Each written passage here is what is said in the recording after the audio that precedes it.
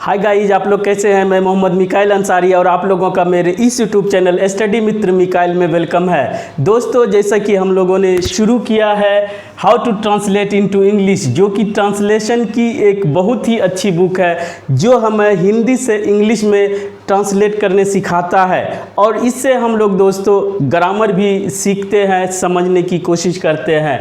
और यह आर.पी. सिन्हा के द्वारा लिखा गया है दोस्तों। और इस बुक का हम लोगों ने 2 चैप्टर्स कंप्लीट कर चुके हैं और अब ये तीसरा चैप्टर शुरू किया है जिसमें 2 क्लास हो चुका है दोस्तों। और ये इस चैप्टर का नाम है वॉइस। और दोस्तों, हम लोग जो स्ट्रक्चर बनाते हैं, सेंटेंस का फॉर्मेशन करते हैं, टेंस से करते हैं। और टेंस के बाद जब हमें दूसरे स्ट्रक्चर की ज़रूरत पड़ती है तो वहाँ पे वॉइस डेवलप होता है। और वॉइस, जैसा कि हम लोगों ने 2 क्लास में देख चुके हैं दोस्तों कि वॉइस क्या होता है और इसका इंग्लिश लैंग्वेज में क्या इम्पोर्टेंस है या इसकी इंग्लिश लैंग्वेज में क्या रिक्वायरमेंट है। तो दोस्तों, पहले तो देख चुके हैं कि वॉइस क्या होता है, फिर भी हम लोग थोड़ा सा इसे समझने की कोशिश करते हैं कि और इस बुक का जो पैटर्न है दोस्तों, अभी तक आप समझ चुके होंगे कि ये सबसे पहले हिंदी वाक्य देते हैं, उसके बाद उससे रिलेटेड स्ट्रक्चर देते हैं, उसके बाद इस स्ट्रक्चर के अकॉर्डिंग आपका हिंदी का इंग्लिश में ट्रांसलेट करते हैं और कुछ एग्जाम्पल्स देते हैं। और दोस्तों, हम आपके साथ ये करते हैं कि इसमें जो भी स्ट्रक्चर यूज होता है और उसके साथ साथ एडिशनल जो भी कंसेप्ट्स यूज होते हैं उसे हम आपके साथ डिस्कस करके क्लियर करते हैं और आपके लिए आसान बना देते हैं ताकि आप इसे आसानी से बना सकें, समझ सकें और सीख सकें। और दोस्तों, अगर इस चैनल पे नए हैं तो इस वीडियो को लाइक के साथ साथ चैनल को भी सब्सक्राइब कर दें दोस्तों, ताकि आपका सब्सक्राइब करना मेरे लिए बहुत बड़ी बात हो जाती है दोस्तों। चूँकि अभी ये चैनल शुरुआती दौर में है और अभी आप लोगों के हेल्प की बहुत ज़रूरत है दोस्तों। तो आइए सबसे पहले देखते हैं कि ये हिंदी वाक्य देते हैं। तो हिंदी वाक्य में क्या है दोस्तों, लड़का पढ़ाया जा चुका है या लड़के पढ़ाए गए हैं, किताब छापी जा चुकी है, खेत जोते जा चुके हैं। अगर आप हिंदी से इंग्लिश में ट्रांसलेट किए होंगे या मेरा वीडियो देखे होंगे टेंस का, तो अगर हिंदी वाक्य के लास्ट में चुका है, चुकी है, चुके हैं या गया है, गई है, गए हैं, यानी कि लास्ट में है या हैं, तो उसे प्रेजेंट परफेक्ट टेंस का स्ट्रक्चर माना जाता है टेंस के अकॉर्डिंग। तो दोस्तों, इससे आप समझ गए होंगे कि ये हमारा जो है प्रेजेंट परफेक्ट टेंस का स्ट्रक्चर है। तो इसका जब टेंस पढ़ते हैं दोस्तों तो उसमें सबसे पहले क्या इम्पोर्टेंट होता है कि डूअर को खोजना, एक्शन जो परफॉर्म करता है सब्जेक्ट, उसके बाद वो एक्शन किसके अकॉर्डिंग, टेंस के अकॉर्डिंग। और प्रेजेंट परफेक्ट टेंस में हमारा दोस्तों चूँकि कोई काम हो चुका होता है कुछ देर पहले, यानी जब आप बात कर रहे हैं उस टाइम तक वो काम हो चुका होता है, तो उसको दिखाने के लिए दोस्तों पहले सबसे पहले हम लोग क्या करते हैं, इसको देख लेते हैं प्रेजेंट परफेक्ट टेंस में कि सब्जेक्ट या कहिए डूअर जो एक्शन को परफॉर्म करता है दोस्तों, उसके साथ हैज़ या हैव लगाते हैं सब्जेक्ट के अकॉर्डिंग। उसके बाद ये V3 फिक्स रहता है दोस्तों, फॉर्म्स ऑफ वर्ड में V3 फिक्स रहता है। अगर ये इतना रहे तो हम लोग समझते हैं कि प्रेजेंट परफेक्ट टेंस का स्ट्रक्चर है, जिससे ये पता चलता है कि कोई एक्शन, कोई काम अभी अभी कंप्लीट हुआ है। इसीलिए हिंदी वाक्य में आता है चुका है या गए हैं, लास्ट में है या हैं आते हैं, जिससे पता चलता है कि वो काम कंप्लीट हो चुका है दोस्तों, ये समझते हैं। और टेंस में ऑब्जेक्ट हो भी सकता था, नहीं भी हो सकता था, ये डिपेंड करता था सिचुएशन पे और सेंटेंस पे। लेकिन दोस्तों, जब हम लोग वॉइस पढ़ते हैं तो उसको अगर एक्टिव से पैसिव में कन्वर्ट करते हैं, ट्रांसफ़र करते हैं, तो उसमें हमारा दोस्तों ये सबसे इम्पोर्टेंट हो जाता है। जैसे कि हम पहले भी डिस्कस कर चुके हैं कि जब तक टेंस पढ़ते हैं वहाँ पर हम लोग कौन सा सेंटेंस एक्टिव में है, कौन सा सेंटेंस पैसिव में है, ये नहीं देखते हैं। लेकिन जब हम लोग वॉइस पढ़ते हैं दोस्तों, तो वहाँ पर वॉइस का दो टाइप्स होता है, एक्टिव वॉइस और पैसिव वॉइस। तो टेंस जैसा पढ़ते हैं उसे एक्टिव वॉइस में रखा जाता है, या मॉडल्स जैसे पढ़ते हैं वो एक्टिव वॉइस में रखा जाता है। और दोस्तों इम्परेटिव सेंटेंस को भी एक्टिव वॉइस में रखा जाता है। लेकिन जैसे ही हम लोग वॉइस पढ़ते हैं तो वहाँ पर पढ़ना पड़ता है कि ये सब एक्टिव वॉइस में है, और इसे हम लोग ट्रांसफ़र करते हैं पैसिव वॉइस में। तो ये एक दूसरे तरह का स्ट्रक्चर के फॉर्मेशन का रिक्वायर्ड हो जाता है दोस्तों, ज़रूरत पड़ जाती है। इसीलिए एक्टिव से पैसिव में चेंज करते हैं या ट्रांसफ़र करते हैं, या जो भी बोलिए दोस्तों। और ये एग्ज़ाम के रिगार्डिंग, ये एग्ज़ाम में आपको आएगा, एक्टिव सेंटेंस दे दिया जाएगा, किसी भी पे बेस्ड रहेगा, वो टेंस पे रहे, मॉडल्स पे रहे, या इम्परेटिव सेंटेंस पे रहे, और आपको कहा जाएगा कि इसे पैसिव में चेंज करें, या पैसिव में दिया रहेगा कहेगा एक्टिव में चेंज करें, या दोस्तों आपको पहचानने दे दिया जाएगा, पैसिव में रहेगा कहेगा ये किस टेंस का पैसिव वॉइस है, या ये किस मॉडल्स का है, यानी जिसका भी होता है पैसिव वो उसको आपको पहचानने दे दिया जाएगा। इस तरह से ये ऑब्जेक्टिव पॉइंट ऑफ व्यू से बहुत ही इम्पोर्टेंट चैप्टर हो जाता है, और आपको आपके समझ को यानी आपके कम्प्रिहेंशन को बढ़ाने के लिए भी ये चैप्टर बहुत ही इम्पोर्टेंट है। और इसमें एक्स्ट्रा ये हो जाता है कि आपको एक अलग स्ट्रक्चर का जानकारी मिल जाता है। और तो इसमें होता क्या है दोस्तों, अब देखिए, सभी पहले जो भी टेंस पढ़े हैं वो एक्टिव में रहता है। तो एक्टिव में क्या होता है, प्रेजेंट परफेक्ट टेंस का सब्जेक्ट रहेगा, उसके साथ हेल्पिंग वर्ब के रूप में सब्जेक्ट के अकॉर्डिंग हैज़ या हैव, जो बताएगा कि कोई एक्शन प्रेजेंट में, या तो कहिए इसके साथ मिलके ये बताएगा कि प्रेजेंट में कोई एक्शन कंप्लीट हो चुका है। और इसमें ऑब्जेक्ट ऑप्शनल है। आप जानते हैं कि एक्शन वर्ब दो तरह का होता है, ट्रांजिटिव वर्ब और इनट्रांजिटिव वर्ब। इनट्रांजिटिव वर्ब का मतलब ये है कि वो बिना ऑब्जेक्ट लिए अपना कंप्लीट मीनिंग बता देता है सेंटेंस में। लेकिन ट्रांजिटिव वर्ब का ये मतलब है कि उसको हर हाल में ऑब्जेक्ट चाहिए, तभी वो कंप्लीट मीनिंग बता सकता है। क्लियर दोस्तों? तो अब आप आइए कि पैसिव में क्या होता है। एक्टिव समझ गए, जो भी एज यूजुअल पढ़ते हैं वो एक्टिव में रहता है।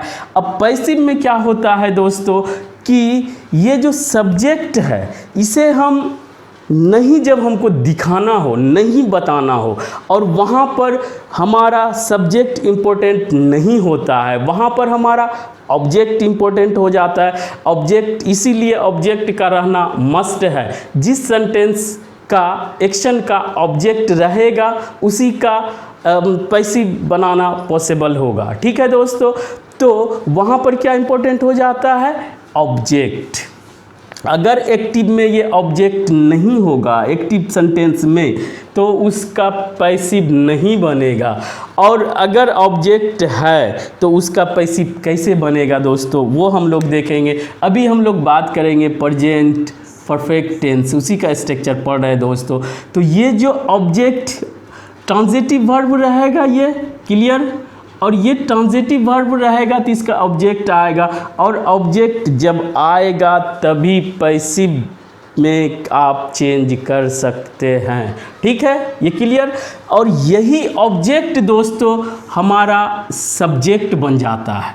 ठीक है, तो पैसिव वॉइस का सब्जेक्ट क्या हुआ, जिस पर एक्शन होता है वो पैसिव वॉइस का सब्जेक्ट होता।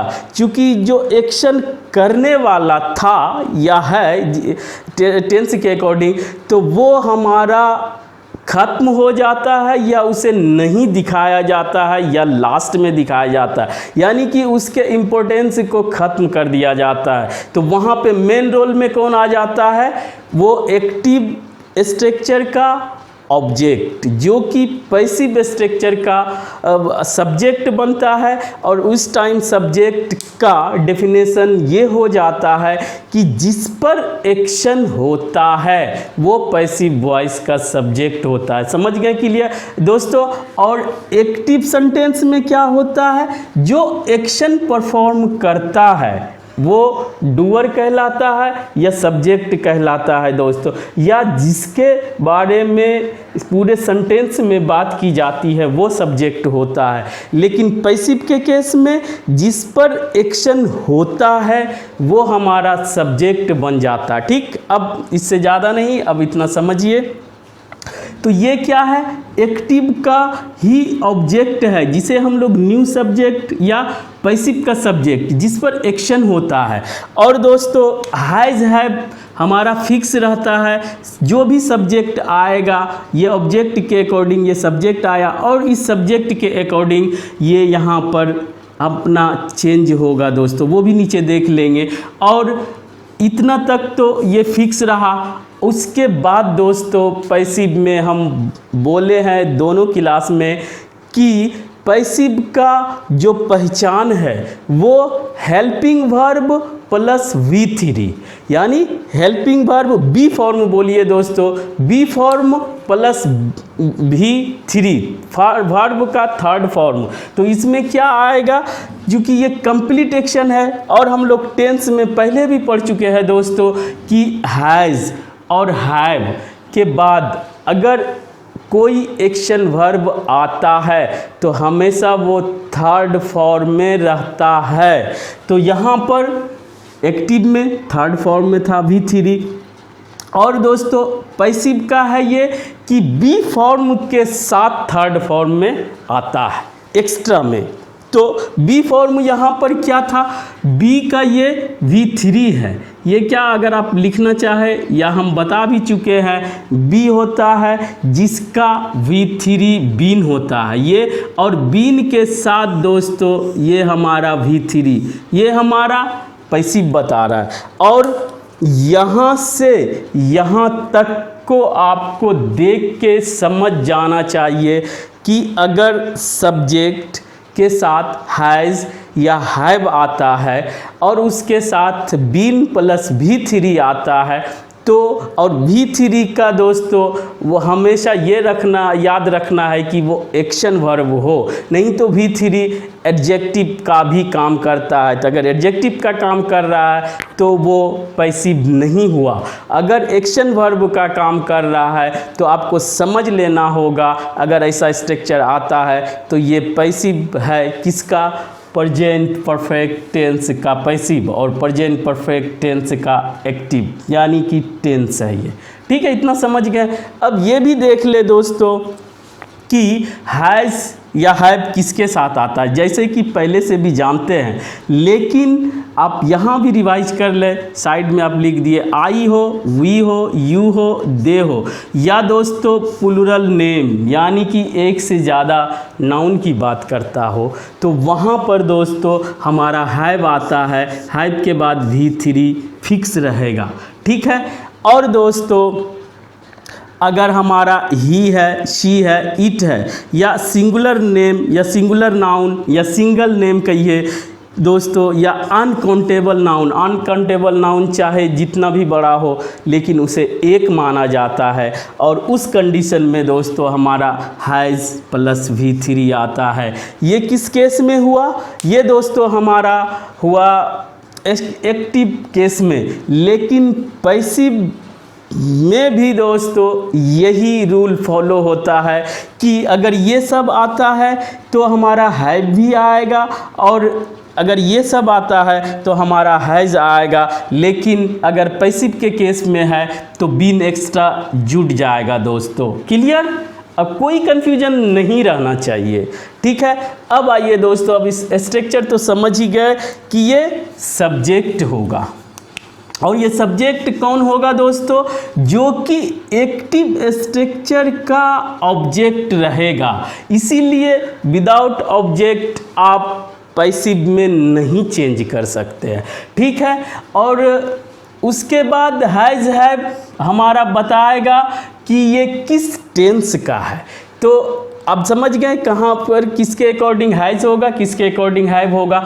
और been B form plus V3 हमेशा V3 रहेगा, तो ये बताता है पैसिव। तो टोटल आप कैसे बोलेंगे दोस्तों, अगर इतना आप देखते हैं तो आप ये समझेंगे प्रेजेंट परफेक्ट टेंस का पैसिव स्ट्रक्चर, यहाँ तक में आप समझ जाएंगे प्रेजेंट परफेक्ट टेंस का पैसिव स्ट्रक्चर है। उसके बाद दोस्तों एडिशनल आपका अगर कोई सब्जेक्ट है तो ये किसका, एक्टिव स्ट्रक्चर का सब्जेक्ट है, तो उसको कोई भी प्रीपोजिशन लगा के एजेंट बोला जाता है, उसे सबसे सेंटेंस के साइड में लिख दे दोस्तों। क्लियर।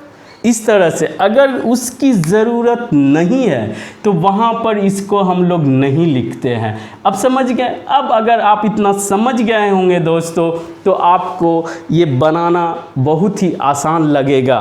तो आइए देखते हैं। जैसे लड़का पढ़ाया जा चुका है, इससे भी आप समझ जाएंगे कि कोई काम हो चुका है तो हम लोग उसे प्रेजेंट परफेक्ट टेंस में मानते हैं। क्योंकि यहाँ पर सब्जेक्ट के रूप में जो भी है जिस पे एक्शन हो रहा है, जो एक्शन कर रहा है उसका कहीं पे चर्चा नहीं है। अगर जिस पे एक्शन हो रहा है तो वो पैसिव स्ट्रक्चर में होगा और वही हमारा सब्जेक्ट बनेगा। क्लियर। तो यहाँ पर देखें लड़का का अब वाई एक आपको देना पड़ेगा। अगर ये सिंगल नाम है तो हमारा हैज़ आएगा। और दोस्तों बीन प्लस V3 हमारा यानी कि be form plus be form लिखना पड़ेगा। ये V3 बी फॉर्म का ये पास्ट पार्टिसिपल है, V3 है। ठीक है दोस्तों, बी फॉर्म का V3 है और ये हमारा फिक्स रहेगा जो भी एक्शन। तो यहाँ से आप पहले एक सेंटेंस अच्छा से समझ लें। एक लड़का पढ़ाया जा चुका है, यहाँ से अ बॉय हैज़ बीन यानी लड़का पे कोई एक्शन हो चुका है और वो एक्शन क्या है, पढ़ाने का। तो टोटल क्या हुआ, a boy has been taught यानी कि लड़का को पढ़ाया जा चुका है, पढ़ाने का एक्शन हो चुका है। इस तरह से समझ जाएंगे दोस्तों। अब यहाँ पे रहे कि लड़की को पढ़ाया जा रहा है तो a girl has been taught. और दूसरा दोस्तों लड़के पढ़ाए गए हैं, तो चाहे जा चुके हैं या गए हैं या गया है, वो उससे यही सेंस आता कि कोई एक्शन कुछ देर पहले कंप्लीट हो चुका है। तो वहाँ पर अगर ये भी रहे दोस्तों तो उस कंडीशन में भी आप, चूँकि लड़के प्लूरल है इसीलिए दोस्तों यहाँ पर बॉयज़, और जब प्लूरल रहे तो हमारा प्लूरल नाउन या प्लूरल नेम रहे तो वहाँ पर हैव आता है। और ये दोनों फिक्स है दोस्तों। मेरे समझ से अगर इतना आप समझ गए होंगे तो आप इजीली बना लेंगे दोस्तों। किताब छापी जा चुकी है, तो यहाँ पर दोस्तों जैसे कि पढ़ाने का काम टीचर के द्वारा होता है लेकिन हम नहीं बताना चाह रहे थे, लेकिन दूसरे जगह कि a book has been printed, printing का जो काम है वो लेबर के द्वारा किया जा रहा है, मशीन के द्वारा किया जा रहा है और उसको दिखाना या बताना कोई भी इम्पोर्टेंट नहीं है। इसीलिए वहाँ पर जो एक्टिव स्ट्रक्चर है में पॉसिबल नहीं है या उसको में नहीं बनाया जाता है दोस्तों। हमेशा ये सब जो है पैसिव में ही बनाया जाता है, क्योंकि यहाँ पर एक्शन इम्पोर्टेंट हो जाता है और किस पे एक्शन हो रहा है और एक्शन कौन कर रहा है वो इम्पोर्टेंट नहीं है। तो उसको पैसिव में, इस पैसिव स्ट्रक्चर की इसीलिए ज़रूरत पड़ी दोस्तों। अब बुक, एक बुक की बात की जा रही है, हैज़ एक की बात जब हैज़ की गई है, बिन प्रिंटेड यानी कि बी फॉर्म का थर्ड फॉर्म और प्रिंटेड यानी V3। अब आप समझ जाएंगे इजीली दोस्तों। खेत जोते जा चुके हैं, fields have been ploughed, ploughed means जोता जाना, या कहिए प्लाउ मीन्स हमारा हल भी होता है जो कि खेत में मैनुअल यूज होता है। अब वो देखने को आपको नहीं भी मिल सकता। इस तरह से आप दोस्तों इतना बता दिए कि आप अब बना लेंगे। चोर पकड़े जा चुके हैं। चोर का थीप होता है, जब एक से ज़्यादा हो तो थीप्स जब ज़्यादा हो तो हाइव यूज होगा दोस्तों बिन, और पकड़ना का काउट B3, ठीक है दोस्तों। और उसी तरह गाड़ी बेची जा चुकी है, द कार एक की बात की जा रही है इसीलिए हैज, और बिन सोल्ड मीन्स बेचना, सेल मीन्स बेचना, उसका थर्ड फॉर्म सोल्ड, ठीक है दोस्तों। इसी तरह से एक पत्र लिखा गया है, ये आपका प्रैक्टिस के लिए हम बता रहे हैं दोस्तों। एक पत्र लिखा गया है, एक पत्र एक की बात की जा रही है, लेटर एक की बात जब की जाएगी तो उसके साथ हैज होगा दोस्तों, हैज़ बीन रिटेन V3। तो आप समझ जाएंगे कि इसमें लिखने वाले का चर्चा नहीं किया गया है। जिस पे एक्शन हो रहा है वो सब्जेक्ट बनेगा दोस्तों, और जो एक्शन हो रहा है वो हमेशा V3 के फॉर्म में रहेगा। घरों की पुताई की जा रही है, हाउसेस जब एक से ज़्यादा की बात की जा रही है तो हैव, और बिन तो आएगा दोस्तों पेंटेड, यानी पेंट किया जा रहा, क्या गया है या की गई है या क्या जा चुका है। इस तरह से दोस्तों, अच्छा एक बात और दोस्तों यहाँ पर कि चाहे वो एक्टिव स्ट्रक्चर हो चाहे वो पैसिव स्ट्रक्चर हो, सब्जेक्ट के अकॉर्डिंग ही हैज़ या हैव आएगा। अगर एक्टिव में कोई सब्जेक्ट हो जो कि हैव ले रहा हो और पैसिव में ऑब्जेक्ट आ जाए सिंगुलर, तो वहाँ पर अगर हैज़ की ज़रूरत है तो हैज़ लगाएंगे दोस्तों। इस तरह से, और दूसरी बात हैज़ हैव एक्टिव में हो पैसिव में हो सेम रूल फॉलो करता है दोस्तों। इस तरह से हम लोगों ने आज प्रेजेंट परफेक्ट टेंस के स्ट्रक्चर को एक्टिव से पैसिव में देखें कि कैसे इसे चेंज किया जाता है दोस्तों, या क्या होता है। इस तरह से दोस्तों आज बस इतना ही। अगर यह वीडियो आपको अच्छा लगा हो और आप इससे कुछ सीखे हो तो प्लीज़ इसे लाइक करें, सब्सक्राइब करें और अपने दोस्तों के बीच शेयर ज़रूर करें दोस्तों। Thanks for watching.